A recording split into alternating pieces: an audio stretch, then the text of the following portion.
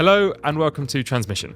Today we're joined by Nadiya and Lukas from Alpiq, a Swiss utility with a long history in clean power generation and pumped hydro. The conversation explores the complementary roles of pumped hydro and battery storage, how the Swiss energy system works, Alpiq's strategy for acquiring battery projects across European markets, and the challenges they've encountered along the way. I think listeners will be interested in the key stats on bringing Alpiq's latest pumped hydro plant to market, taking 12 years to build, but having an 80 to 100-year lifespan, as well as how they're needing to adapt conventional gas-fired generation strategies in Iberia as solar takes over the generation stack.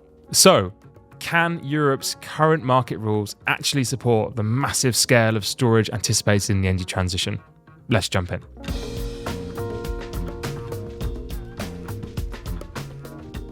Hello both, welcome to Transmission. I'm really excited to have you here. As ever, we'd love to get started with just getting a bit of background from you both. Nadiya, what is your role in Alpiq? Yes, so I have been working in the energy and financial sector for more than 16 years. And actually, I used to work for Alpiq for more than 10 years. And I returned last year when Alpiq decided to implement the flexibility strategy and build up its BESS portfolio. So this is what I have been doing since last year, building up our BESS assets in Europe. Okay, Lukas. Good. Lukas Gresnigt. I've been with Alpiq for 3 years, but been in the energy space since the beginning of the century. First for Nuon, which is now part of the Vattenfall Group. Then a few years for Macquarie Infrastructure Fund here in London. 10 years for Statkraft. 5 of those years in Brazil. And now for 3 years responsible at Alpiq for the international activities, which from a Swiss company means activities outside Switzerland. Okay, great. And I hope that gives our listeners 2 bits of information. One, we have 2 guests on. And the second part, which is slightly unusual, and the second part, which is that we have some real expertise in the power sector and also the battery sector on today. To give a little bit of flavour around who are Alpiq. Lukas, can I come to you? Yes, Alpiq is a company that's been around since 2009, but actually the asset base that we have has assets which are over a century old. The core of the company is our hydropower portfolio, roughly 4.5 gigawatts. If you take the equity share of the power plants that we own, a very flexible portfolio which consists of pump storage, storage reservoir, as well as run-of-river. We also have 2 large stake of large nuclear power plants in Switzerland, one of them that we also have the mandate to operate. And outside Switzerland, we have a portfolio, a combination of flexible, increasingly flexible gas-fired thermal, renewables, and we are also active commercially from B2B supply to more structured origination. Okay, and so just to help listeners get an idea of the balance between how much is Swiss-based and how much is outside of Switzerland, is that sort of a 50-50 mix? Yeah, roughly 60 to 65% of activities are in Switzerland. Okay. If you look at the power generation, on the commercial side, I would say 80% is outside Switzerland and 20% inside Switzerland. Okay. And this is the first company I think we've had on who are Swiss-based. And so I think that gives you the right to be able to describe how the Swiss power market works. So would you like to have a go at just explaining the basics of how the Swiss power market works? I think the Swiss power market is quite unique in its fuel mix. Roughly 60% is hydropower, about a third is nuclear, and the remainder is, as I would say, modern renewables, wind and solar. But wind, I think we can count the number of wind turbines that we have in Switzerland on a few hands. Large-scale solar is non-existent, but rooftop solar start to actually kick a reasonable dent in the midday demand, and it is like everywhere else in Europe, growing quite a lot. Switzerland has a complicated and interesting relationship with the EU. So it has been taking part of bits of the EU, but is not part of the EU. It's part of the European energy market, but hasn't fully adopted the EU energy directives. But broadly, the energy markets work very similar as we see in other markets. One big challenge that we have is that the forward market is not very liquid. For that, we very much rely on the markets in neighboring geographies. And if you look at the neighbors of Switzerland, particularly Italy, France, and Germany, we see that we have a very different fuel mix than these markets. And the flexible hydropower that we provide is a very valuable complement to the nuclear in France, to the intermittent energy coming from the north, and in that way it provides a natural balancing function between many of these markets, and allows us to monetize the value of flexibility of our hydropower assets. Super interesting. And I think I read somewhere that Switzerland has 10% of the hydropower that exists within Europe, which for a small country is quite a mighty chunk of the hydropower estate. Absolutely. And I think it's also among the most flexible. Okay. Last question on Switzerland, just on the interconnection, because you mentioned how connected Switzerland is to those markets. What does that interconnection look like? Is it highly interconnected, or is that sometimes a kind of critical part of the constraint?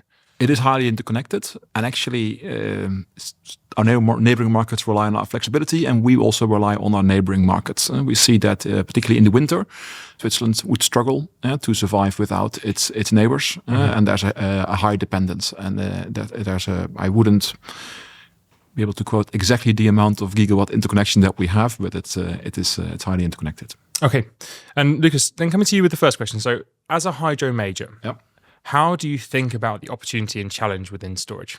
Well, about 2 years ago, we started a discussion about the future strategy of Alpiq, and we realized that the increasing amounts of wind and solar, which is of course the big success of the energy transition so far, is also causing a number of challenges. And we looked at what we are naturally strong at and how we can play a role in the energy transition in line also with our purpose, which we want to contribute to the energy transition and contribute to the security of supply. And what we realized is that not only hydropower is a natural complement, but if you look at the underlying capability that we have as an organization, being able to take the flexibility of hydropower towards the energy system can also be expanded towards batteries. And of course, a battery is technology very, very different than hydropower, but the role it can play in the energy system is very similar. And on the commercial side, we see a lot of synergies that we can take advantage of our market analysis and our trading capability to monetize the value of flexibility. Okay. Nadiya, you're really in the thick of this in terms of those battery assets. So how do you see those pumped hydro and battery assets comparing? Yeah, I think it's very interesting what Lukas mentioned, that actually they are not competing technologies, they are complementing technologies, and they have quite different characteristics. If we speak about BESS, I think it's excellent for the short-term energy storage and for handling the intraday peak and wind solar. Of course, you can also put BESS relatively simply in many locations. The technology is also quite solid by now, and the cost, in terms of cost, is also quite competitive. If we speak about pumped hydro, then it's quite a different technology. It's very solid, very established. The lifetime for the plant's operation would be between 80 to 100 years. Of course, the construction time is much longer and investment is much bigger. But then if we speak about the operating regime, pumped hydro is perfectly positioned for the large-scale shifting of a lot of energy over the substantial period of time. For example, for the multi-day shifting of energy when we have a lot of clouds and no wind. And there is actually not much alternative to pumped hydros, specifically for these situations. So we actually would like to have more pumped hydro, and we are looking for more opportunities in Europe.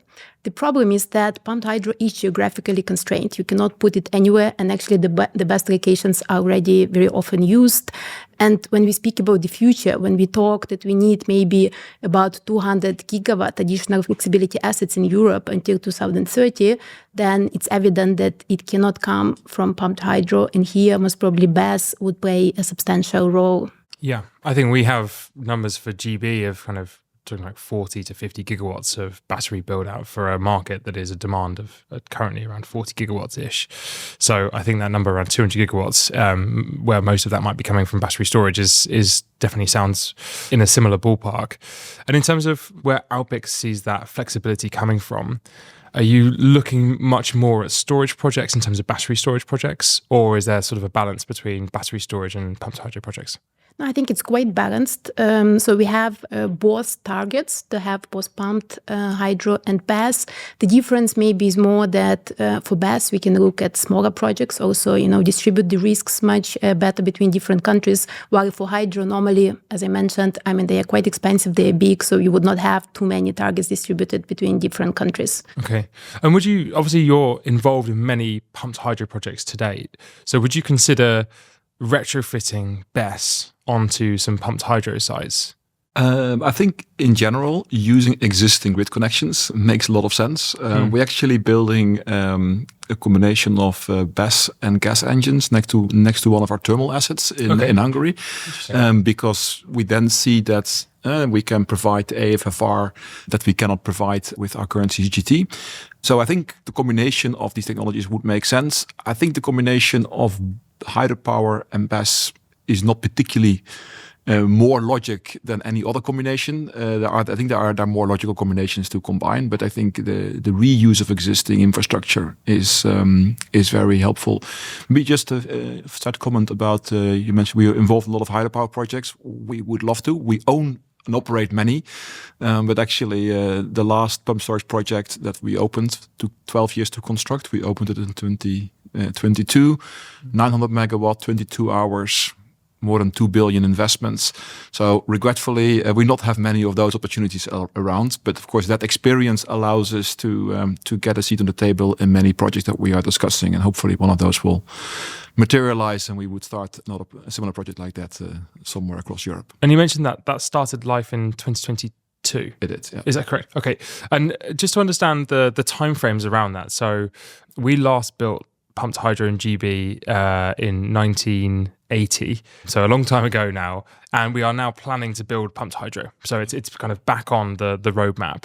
And for all things that you haven't done for 40 years, I imagine you might be a bit rusty. And so I think we will borrow expertise from other places and make sure that we can deliver it. But just for that project in 2022, what were the rough timescales on getting it to market and getting it built? So the construction time took 14 years. Okay. That is a lot of time. I think you could do that shorter, but I think less than 5 to 7 years is not realistic. A bit depends, of course, what your starting point is. If you have existing reservoirs or even an existing reservoir hydropower, and you can install the pump or replace the generator with a pump that can generate, then it can be done significantly quicker. But typically, it involves quite a lot of civil work.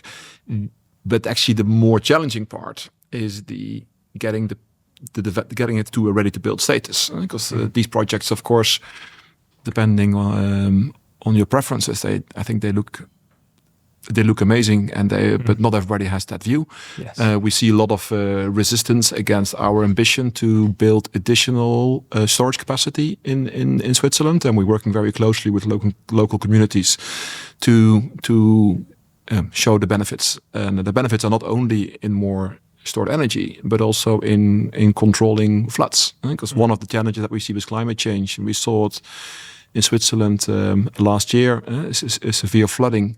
Yeah. And dams can actually be very helpful in actually managing these risks. But obviously, you can imagine the resistance people have against wind farms or solar projects, similar kind of dynamics we'll see around hydropower. And this is a lot of the sort of snow and ice in the Alps is melting as you go into summer. That's really what you're talking about in terms of the floodwater. It's that, and you see that with the more extreme weather. Okay. You see that melting water increases. The intensity of the rain in a short period of time also increases. And like we have seen that in many places, that has an impact also on flood risk.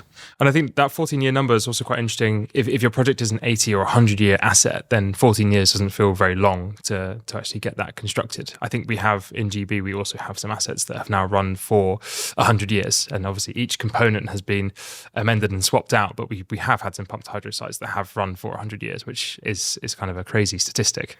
No, and the technology has been extremely proven and extremely solid, and you build really something for generations. I mean, the pumped hydro I just referred to is literally built in the mountain. So if you go there, you drive first 6 kilometers into the mountain, and it is 600 meter below ground where the turbines and the pumps are placed in a space which has the size that almost fit in the Notre Dame inside. So it's amazing engineering, but you can imagine just the civil works to do the tunneling and do all the civil works linked to that. You literally are moving mountains to make this happen. Well, the mountain is not moved, but we take things out of the mountain. We create because from the outside you don't see anything. That's the elegance of it. Well, can you see something? So if you go to that site, is there ability to see anything around? What you see the outside is like a tunnel with a gate. Okay. But of course, if you then take an aerial view, you see an upper lake and a lower lake, which obviously are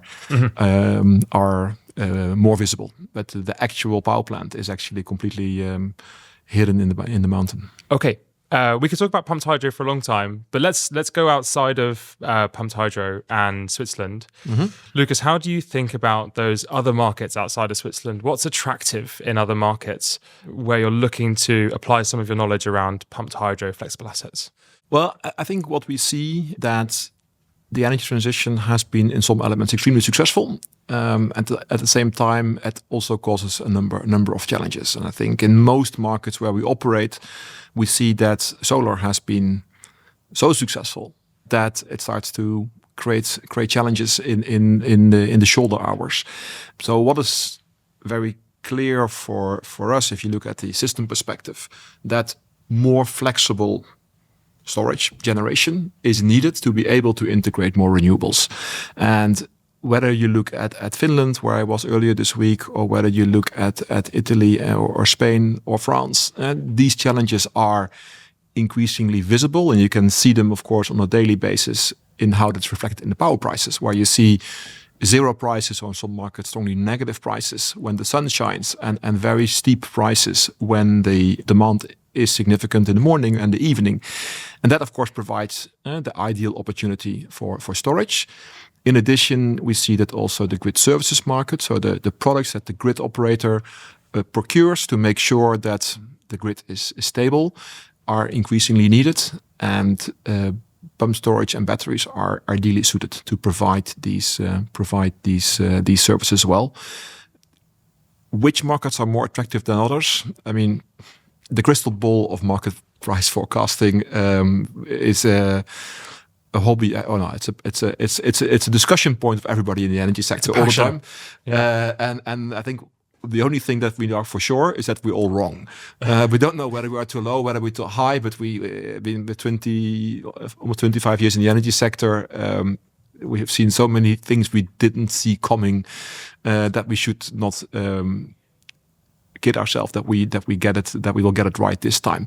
But what is very clear is that with the extension of particularly solar in most European countries, but also wind in northern Sweden and in Finland, there is a significant additional need for flexibility, and markets are remunerating providing flexibility. I think the biggest challenge that we see, not whether there's a need for it, but whether the market would eventually saturate. And we've seen, of course, something happening like that in the UK, where suddenly the grid services prices dropped very significantly. But so we see, when we look at the markets, we look which markets are there today, how are these markets going to evolve, and our view. The early years, we see a lot of revenue coming from grid services, but over time, it will be the intraday arbitrage where you would see most of the money. And if I see how much solar gets built, I think that there's still a need for a lot of short-term storage capacity.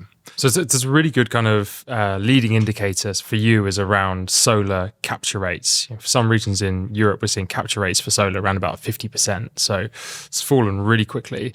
That for you is a really good indicator for this market needs storage as well as negative prices you mentioned as well. Yeah, it's not only the percentage, it's also actually the height of the evening peak. Yes. If you look, for example, in Spain, where you have extreme low capture rates, I think we're approaching negative numbers almost. But because the relatively high installed capacity of gas to power, you don't see as high prices in the evening peak as we see, for example, in other markets. So in the end, even though I would definitely see the system need in Spain for battery energy storage, the economics for now don't look that attractive.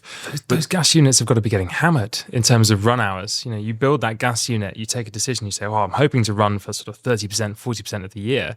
And yet a huge amount of solar's coming in, essentially providing all of the generation needed in the sort of summer periods or sunny periods. Those gas units are having to kind of recoup their money from a very, very small percentage of the year. So how is that not driving prices higher in those peaks? Well, if you have enough power plants there, that's competition. But actually, we know that market a bit because we own and operate a CCGT in Catalonia, and the plant was built to run baseload. And maybe to be turned off on the weekends. Last year, we started the plant more than 300 times. Now, weeks where we start more than 10 times are almost become the standard. And if I talk to the plant operators in the plant, they feel that we're driving the truck like a race car, which was not built for. But if I talk to our traders, they see, of course, the value of that flexibility. And we put a lot of effort and we continue to invest in making these assets more flexible, to minimize the run rates, to make them ramp up faster. And what you see is that in Spain, there have been a lot of challenging years, but we are very confident that now capacity payments will come into place. The EU has approved the Spanish proposal for that, and we're expecting that to come online. And then, of course, the economics are partly supported by the capacity payments that you get. I think a fascinating market, and we definitely see parallels in terms of like where our capacity market is clearing in GB, and how that's supporting gas units, how they juggle this kind of ability to not be running very many hours, but still be making enough money to stay open.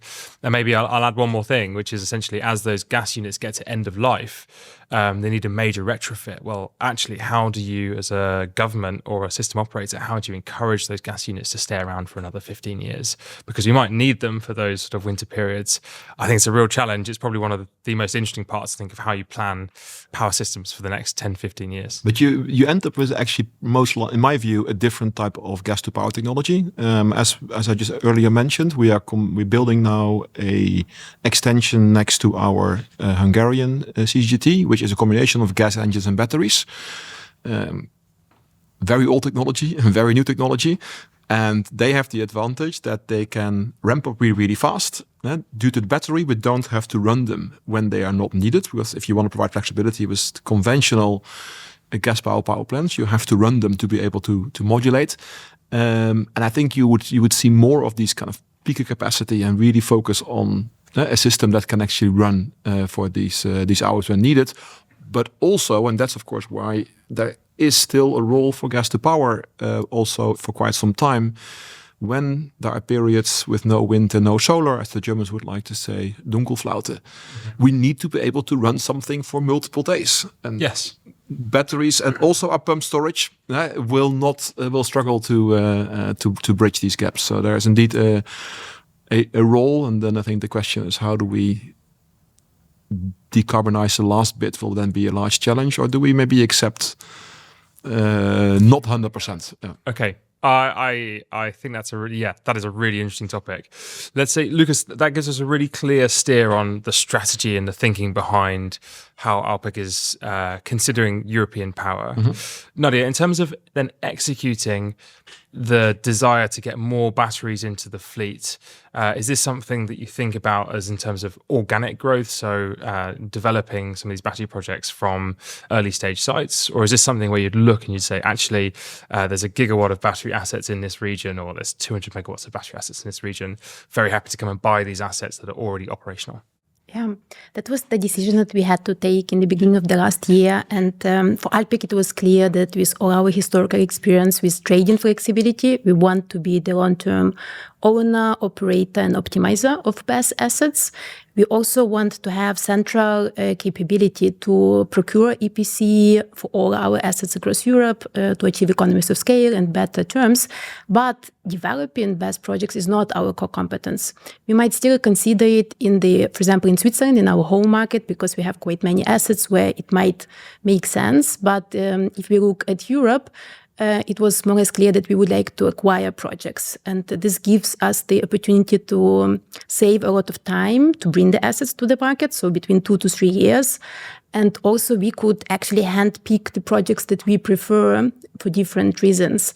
And this is what we did. So I think within the last 12 months, we closed 3 transactions. At the moment, we have about 255 megawatt in our BESS portfolio of projects. And normally we focus on ready-to-build projects. All these 3 transactions were for ready-to-build projects. And it was also interesting to learn, the experience when we were bidding for different projects, how we are perceived as the buyer. And I think that there are basically several aspects how you are assessed by the counterparty. I think it's about your reputation that you bring and financial strengths. Then it's about the offer that you make and the conditions attached to that offer. And then it's also about the speed of transaction that you can execute. And I think especially on the last point, we improved a lot in the last year. And as I can judge from the market, we actually score quite well on all of these 3 points. And very often can be seen as really the favored buyer for the projects. So we continue with our scouting work. Like every week, actually, we revise new opportunities. We are trying to identify the best projects based on our criteria. And I'm looking forward to even speeding up our transaction speed. Those 3 transactions that you did, are you able to say a little bit about the size of each individual one and the location? Yes. So the first transaction that we closed was last June in Finland. It was 30 megawatt. So we really wanted kind of to start small and test the market and run the process. And it's actually going to be connected to the grid, I think, in July this year, and then fully commercial operation date in autumn. And then second transaction was in Finland. It's 100 megawatt project. And third one was again the second one was in France, 100 megawatt, and the third one was again in Finland, 125 megawatt project. Okay, and you'll start to see those assets go live this year. So the Finnish one goes this year, the first transaction that we closed, and the other 2, they are much bigger projects, so it takes also a longer time to construct them and bring them to the commercial operation date. So it's rather in 2027, first half of the year. Okay. And those aren't necessarily conventional battery markets. So I talk lots of battery people in the market. GB's mentioned a lot. Germany's mentioned a lot. Italy's mentioned a lot. France and Finland, I would say, you don't hear so much. So what's the rationale behind those markets? Yeah. So actually, Germany is also one of our focus markets. So far, our experience was that it's a relatively complicated market to acquire ready-to-build projects, and maybe a little bit more on that when we talk about lessons learned. And the choice of the focus markets very much depends not only on the market conditions themselves, but also your presence. We have very solid presence in the Nordics and also in France. So those markets, we can have synergies and they combine different operations. So it fully made sense for us to step into Nordics, into France, and Germany also take into account the big part of the merchant exposure that we can have there. Okay. And if you speak about Italy, it's an interesting market because, with this MAXE scheme, it became very attractive to people that want to have a guaranteed return, and they would accept lower returns, like for financial investments potentially. But this is not particularly interesting for us because we are in the market. We want to have exposure. We have the trading capabilities. So we are checking Italian market, but outside of the MAXE scheme, maybe, after the first auction takes place, then you can also see how the market then looks for the other projects and maybe more for the northern regions of Italy where only capacity payments potentially will be present. Okay. Lukas, once you bring these assets into the portfolio, is this something that Alpiq are in a position to essentially just fund through equity, or are you looking at these projects and thinking, we need to do a project finance agreement around this, and so we need to go and get a tolling agreement to back it up to make sure we've got revenue certainty? How do you think about these projects? We typically finance these projects on our balance sheet. Of course, project finance has its advantages, but it also comes at a cost. And based on my experience with developing RES in other jobs, a lot of lawyers and bankers involved provide valuable project financing, but also take a lot of time and put quite a lot of restrictions, particularly in the construction period. So we are in a lucky position that we can balance sheet finance this. Actually, that also then takes away the need for a tolling agreement. So we seek the merchant exposure. We would look into ways of hedging it, but not necessarily by a tolling agreement, but thinking about what other exposures can we get commercially in our portfolio to create a better balanced portfolio. And actually, we see ourselves not only as an investor and owner and operator of batteries, but we also see ourselves as a counterparty that can provide tolling agreements to other investors. And we would be very eager and be discussing both in Germany as in the Nordics with a number of developers the potential to take a tolling agreement for periods 3 to 5, 7 years typically, where we see benefit in extending our exposure to this to BESS also commercially. Effectively getting that exposure to BESS without necessarily having to buy the asset itself, yep, provided you can reach a sort of sensible tolling agreement with the other party. Exactly. Yep. And how busy is that keeping you on the tolling side? Well, that keeps you quite busy because I remember a year ago at a storage conference, we were talking about BESS PPAs, and I said, these things didn't even have a name. So I think the people had to invent these contracts and got used to it. I think then at that point there was still a challenge that the sellers of the tolling agreements had price expectations were unrealistic because they were looking back 2 years into the energy crisis and they expected revenue levels which were not feasible. So there need to come some realism into that market as well. And then it is not a straightforward product because you would have to really think through not only what you agree commercially, but also how you do the actual operations of these assets, because you trade these assets very, very, very actively until very close to delivery. So the market operations is actually quite complex and need to be thought through.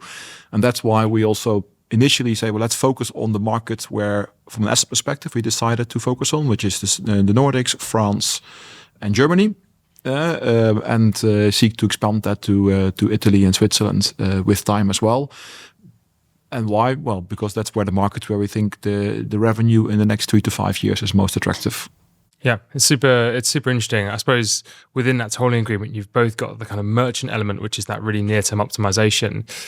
We're starting to see some markets, and this is almost linked to the PPA side, in that effectively your traditional PPA was maybe more around, you get a sort of clean power PPA effectively by taking guarantees of origin and using those to essentially say this is clean energy. But in reality, some of those regos were coming from say solar in the middle of summer and were being used to apply to a winter period where effectively it was running off gas.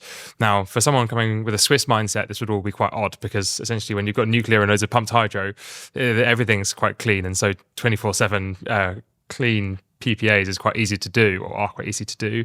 But BESS in other regions, I think they have a potential where effectively they could help to provide clean power in winter periods. So moving, say, wind generation from when it is windy to when it's not windy, and therefore help people to do a more genuine sort of 24/7 green PPA.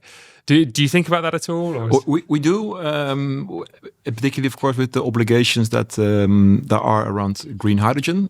We have one hydrogen investment in Finland where we need to guarantee that we are providing the energy from green sources. We're talking to a number of other hydrogen developers, although the number is getting smaller and smaller, to find solutions. You see also data centers being very eager to be able to make that claim. At the same time, I think gradually the realism also starts thinking in that it's easy to go to 60, 70, 80%, but those last 20% are really increasingly more complicated. And so I think battery can play a role there.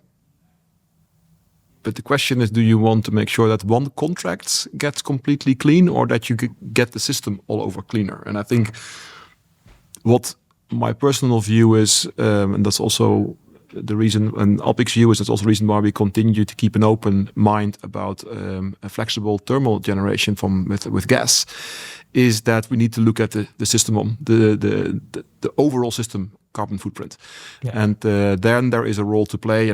But I think batteries definitely can play a role, to answer your question, in giving more certainty about the green origin of the energy that customers are using. Okay, fascinating. And Nadiya, I've got one more question for you before I come back to you with final questions, which is around the projects that you have been acquiring so far.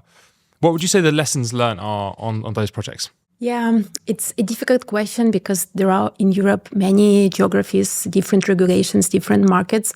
But if I summarize a couple of high-level lessons, then the first one is that we see a very wide range of IRRs that investors expect from BESS projects. So really, it can be between 8 to 18%. So there is the huge gap. And apparently, most of the OPEX, CAPEX are relatively transparent costs. So the majority of this difference comes from the revenue projections. And it's clear that here we are speaking about, still quite new asset class. We're speaking about 15 to 30 years of projections. So it's understandable that there is a huge uncertainty, which actually we cannot control today. We will see how it goes. So I think when we evaluate the projects, we try to focus on the things we can control at the moment. And for example, it can be about choosing the right location with no limitations from the grid operator, or looking at the projects where they also the local taxes are smaller, or the time to the grid connection is faster. So some of these elements might not look so important in the beginning, but if we think about all that long-term operation and much bigger competition in the market in the future, actually these details can make a difference between profitable project and less profitable projects over the whole lifetime. And then second lesson, I think the common wisdom would be that, if you came into this market, into the BESS market earlier, and for example, you already have, the developer already has the project that is under construction, then they would think they should command a premium when they are selling that project. And it would be correct if the CAPEX costs were staying the same. But actually, CAPEX cost for BESS are falling quite substantially. We can see, 10 to 15% decrease in the last 12 months. And this makes the valuation of the projects much more complex. You try to find, the sweet spot where you capture the good CAPEX costs, but at the same time, you are still early enough in the market to also cover those most profitable years of operation. And then the third lesson learned is that, the market is still young and we see a lot of noise in the market. Especially if we speak, for example, about Germany. Germany is a very prominent market. Everybody's telling that, it's huge, it's very prospective, and this is true. But if we look at the details, there is very fragmented regulation, which now I think the German government is trying to to improve a little bit. There are very many announcements of, this large-scale blockbuster projects, 500 megawatt, 1,000 megawatt. The grid is oversubscribed more than 10 times compared to what can be connected. So, there is a lot of news. But if you really go and check the actual transactions, you would see that there are not too many at the moment, especially for these large projects. And maybe part of the explanation goes back to, those revenue projections that it's actually, I think the market is still young, and those mechanisms to transfer risk between different parties is still not established. So with the tolling agreements or other agreements, so that more investors can actually feel comfortable to stepping into that market. And, that ecosystem still has to be built, which probably will take some time, so that we go to the actual transactions in the range of, 10 to 20 to 40 gigawatt of needed new BESS capacity in Germany by 2030. Well, we've got a long way to go to get to 200 gigawatts. Yes. Okay. This is a super useful explanation of how you're seeing those markets. And I think for many people listening who are kind of thinking about some of those regions, I think they will find those rules around transacting BESS projects very helpful. I'd like to come on to one final question, but to both of you, which amounts to two questions. And Nadiya, maybe I'll come to you first, asking for your contrarian view. So is there something that you believe that the majority of the market doesn't? Perhaps it's not exactly contrarian, but something that I deeply believe in. I'm mostly working in the transactional environment, and you would imagine that, this is really about the tough negotiations, about the performance-driven environment, and quite a lot of stress, which, yes, it is present, it is part of this work. But on the other hand, I always try to keep big picture that, even if we are sitting at the opposite sides of the table, we are eventually still together in the same boat of energy transition. So if you're a developer or the financial institution or the long-term investor, actually, we are working together, to bring these targets and to ensure the security of supply for the future. And I think actually this is what is making working in this industry presently so exciting. We have far more in common than we think. Exactly. Yeah. Okay, Lukas. Good. I joined the energy sector in the liberalization phase, and I think many people are in the energy sector see that as a given and the right direction. And when I spent 5 years in Brazil, I realized that the regulation that you have is not a law of nature. That is just a combination of rules set up to challenge, to address the problem at the time. When I went to Brazil, the regulation was set up to address a shortage of power after a particularly dry period at the beginning of the century. And the rules are completely different than they are in Europe. And I think the challenge that we have in Europe is we have the wrong set of rules for the challenge of today. The rules are made to make the energy system more cost efficient. And we split the market rules between the system operator and the grid owner and the generation and the supplier. And at the moment we see that all these actors, they play their part, they play largely by the rules, but they should think about collaborating a lot more, and the rules actually prohibit them to collaborate more. And I think, to put it metaphorically, I think the orchestra of the energy transition misses a conductor to make sure that everybody plays towards the same tune of the energy transition. And maybe the clear example that we see now with solar, of course, the success child of the energy transition. It kept surprising everybody how cheap it got. And now it keeps surprising how much we have of it, and we actually start having too much. And I think unless we start to see a better orchestration of the orchestra, we will run into more and more challenges, and we will be inefficient in solving them. And I believe in entrepreneurialism and finding solutions through the market. But I think in building a resilient and sustainable energy system, we need a higher degree of orchestration. Okay, superb. Well, both, thank you very much for your time on Transmission. You've been fantastic guests. We have brought light to many complex areas, from Swiss power markets to battery storage in Finland to the need for orchestration. It's been a fantastic episode. Thank you both for coming on. Thanks for your time. Thanks for having us.